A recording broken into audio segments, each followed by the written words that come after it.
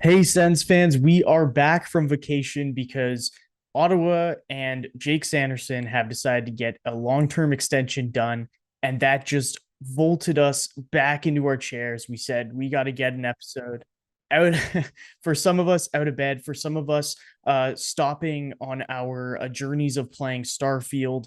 We are in our in our chairs to record this breaking news.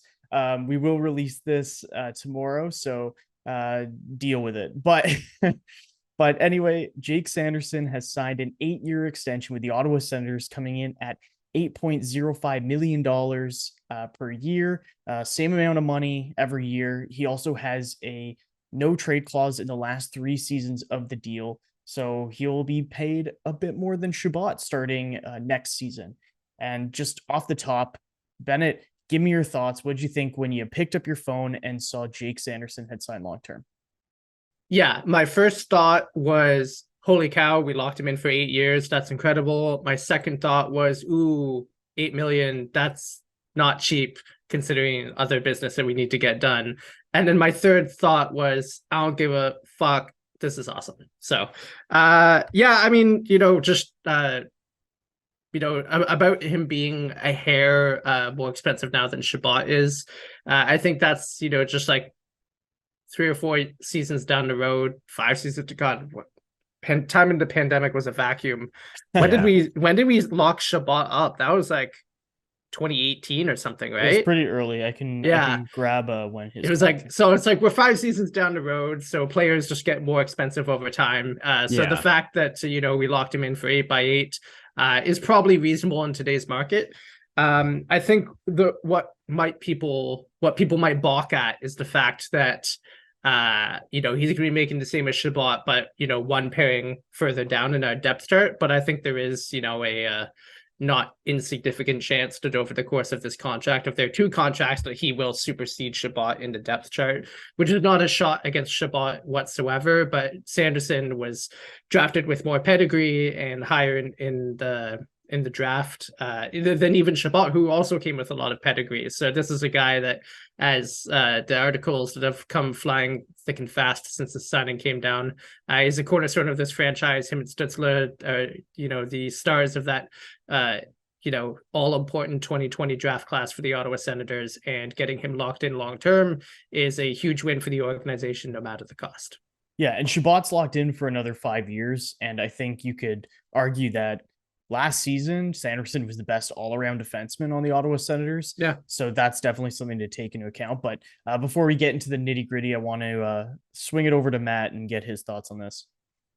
I think it's pretty cool that, you know, every guy that is the guy for the Ottawa Senators is now signed. The core that we're looking to the future with is now signed up. Barring Pinto, who's like, the fringe third, like he's the third line, maybe fringe second line guy. But Josh Norris, Jake Sanderson, Thomas Chabot, Tim Stutzla, Brady Kachuk, Drake Batherson, like the list continues to go on. I think maybe the next important one, other than Pinto, is going to be Jacob Chikrin.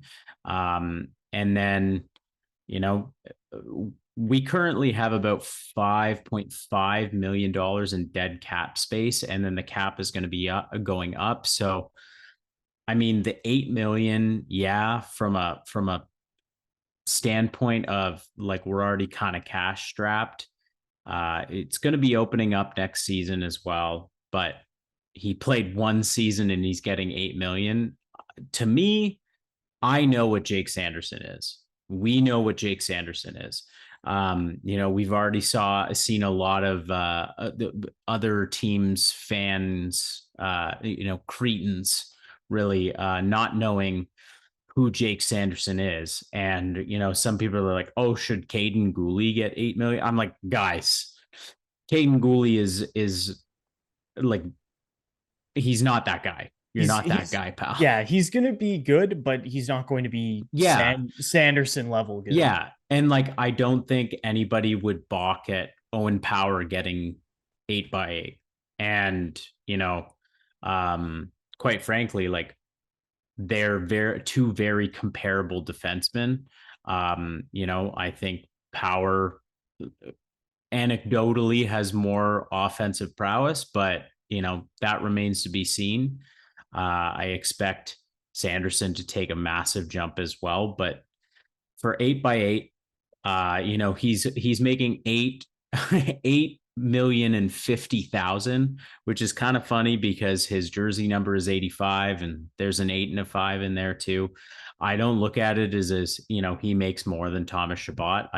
It's like, $50,000 is nothing to those guys at this point. I think also the value towards the cap is different, right? Yeah. Like 8 million when Chabot signed 3 seasons ago was different than 8 million is today. Especially with the cap supposed to be going up next year by, let's say, 5 million possibly. Mm-hmm. So I think that's definitely a factor as well. Absolutely. And I think at the end of the day, we, as I said, know what Jake Sanderson is. We know what he's going to become. And as good as a first season that he had this past season, I feel like the price may have been higher if they signed him halfway through this upcoming season or at the end of it.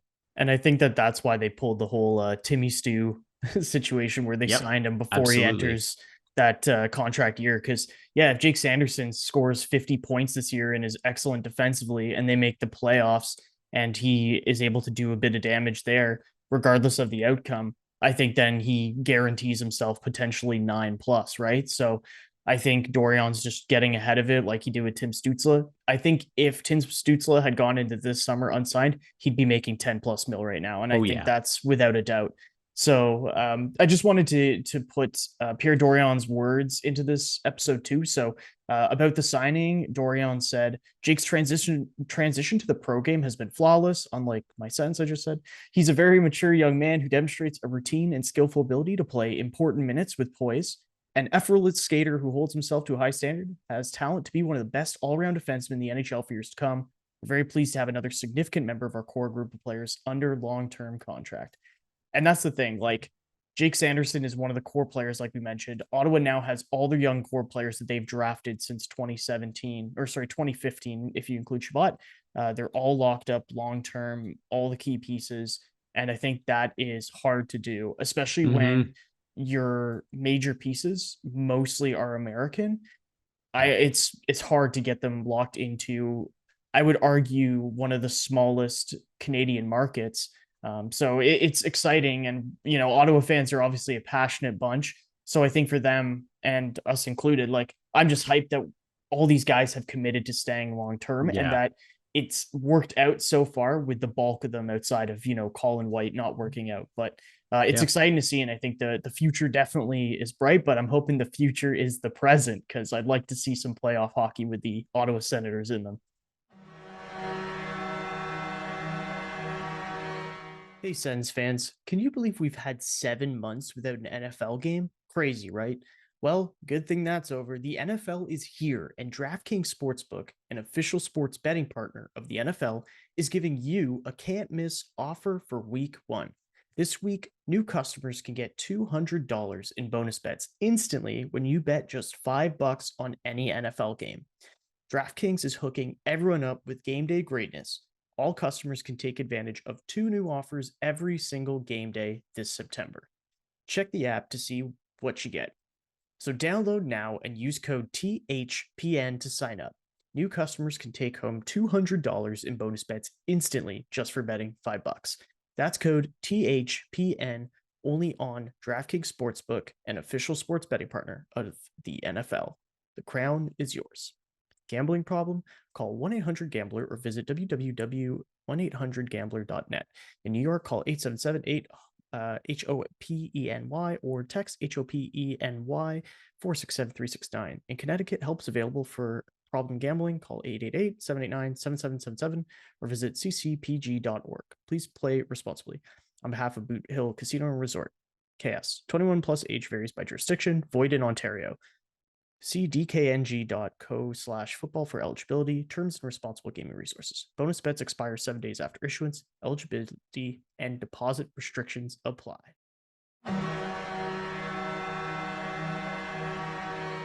But yeah, aside from that, I think the biggest point of contention that some people have is that he only had 32 points last season. And I think that using that to say he doesn't deserve a big contract extension kind of dismisses the fact that he was one of Ottawa's better defenders last season on the blue line. Here's a guy who he could play the penalty kill, he could play even strength defensive minutes. And yeah, like I said, one of the best on the team in that category. So for you guys, like I know we've talked about the contract quite a bit. Do you have any concerns at all about that ending up looking, maybe poor if he doesn't really elevate offensively? Well, I mean, I think there's always a couple of asterisks of potential risks considering that he only has one season under his belt. And I think that we've seen what he can do, and we've seen what he's done at every level that he's played at prior to coming to the NHL. And he transitioned to the NHL very well. So we as Sens fans, I think many of us feel comfortable making that bet.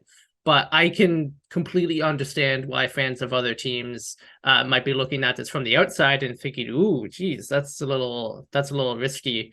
And it is. I mean, even if it has nothing to do with his playing ability or his ceiling or anything, I mean, like he could develop chronic back issues tomorrow, and have his career sadly cut short by injury. And I mean, like, you can't possibly legislate for something like that.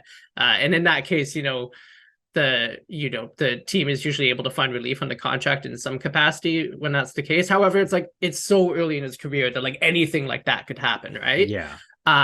But I think for the reasons I just stated, we know where he's coming from. We know what he's achieved at the NCAA level, how he's played with poise and with maturity, representing the United States on the international stage at both the Olympics and World Juniors in short stints.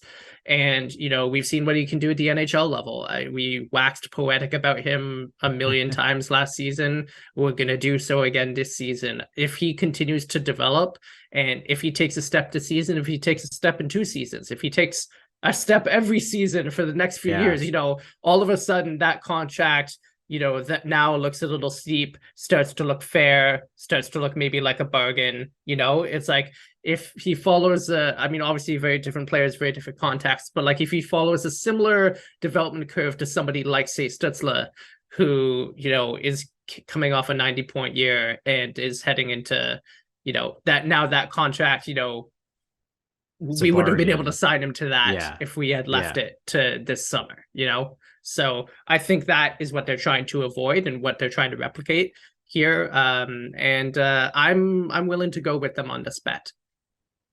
Yeah. And yeah, sorry, go ahead, Matt. And to the point about points, actually, I'm not necessarily worried about that either. You have a guy who scored 32 points over the course of the regular season, in not getting the top power play quarterback minutes that you would expect a guy signing an $8 million deal to get. But at the same time, I'm not necessarily, comparing players here, but Jacob Slavin is considered the best all-around shutdown defenseman in the league. And he had 33 points this past season, and nobody would balk if he got that number, or if he made even more money than that.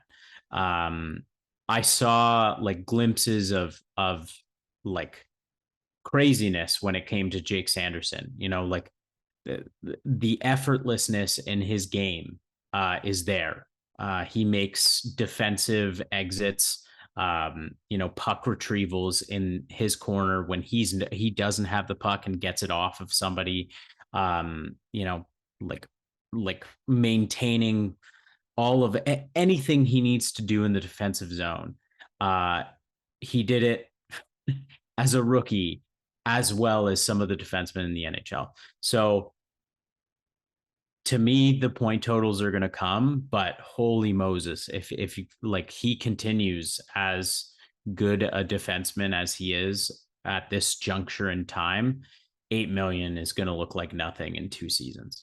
And I think it's important to note that based off of Hockey Reference, he started about 58% of his shifts in the defensive zone.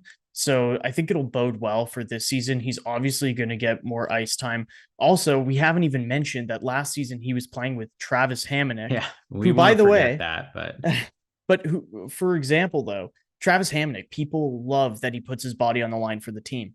The only player who had more block shots than Travis Hamonic last season on the team was Jake Sanderson. So, And he did it while also not being bad at everything else, which is an improvement. Yeah, I was gonna say, and he's a guy who is good defensively, even when he's not dropping to the ice to block a shot. He's very solid in his own end. He can transition the puck extremely well. He's got I know people will be like, oh, the plus minus, when it's convenient for them to use that as an argument. Listen, this guy, you don't need to worry about that. Sure. Yeah, like I said, playing with Travis Hamonic, playing with an injured roster and goaltenders who come and go, had some very awful games. There are many reasons that a plus minus can fluctuate like that. But if you look at his quality of possession, he's like a plus 5.4, which essentially means the Sens are expected to score 5.5 goals for them than against while he's on the ice. So that is really good. That obviously shows that he's contributing both ends of the ice. And I mean, yeah, that 32 points, I don't think is going to be hard for him to beat this season. I would be shocked if he doesn't get 45. So anyway, I'll throw it off to you guys. If you have any concluding points, throw them out there. Nothing to conclude on other than I'm excited to see some Sens hockey again. The off season always feels surprisingly long. Happy to be seeing you boys again, getting ready to get back into the swing of things. And yeah, I'm excited to see what Sanderson and the rest of this, slightly new look Senators team can do.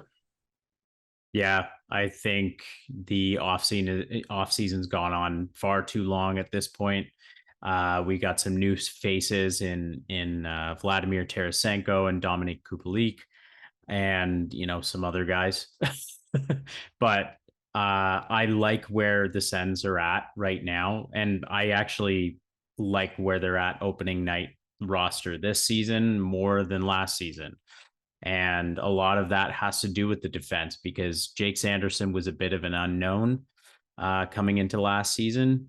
Now he's a hot commodity, and I know that he could very well be the number one defenseman on this team by, game 10.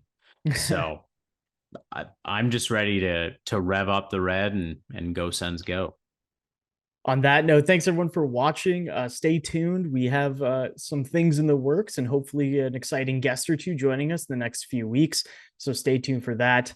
You can follow us on all the social media stuff. It should all be on the YouTube page that you're watching right now, or if you're listening to the audio version that we'll upload as well, you can find us on Twitter or X, I guess, at Senstennial. We haven't had to do that yet. Yeah. God. Oh God. I think I mockingly did it on one of our last episodes before our summer break. But yeah. Anyway, it's nice to be back in the helm, ready to go with some more Sen stuff, and excited to get this train rolling this season. So thanks for following along, and go Sens go, and preseason starts soon. Go Sens go. See ya.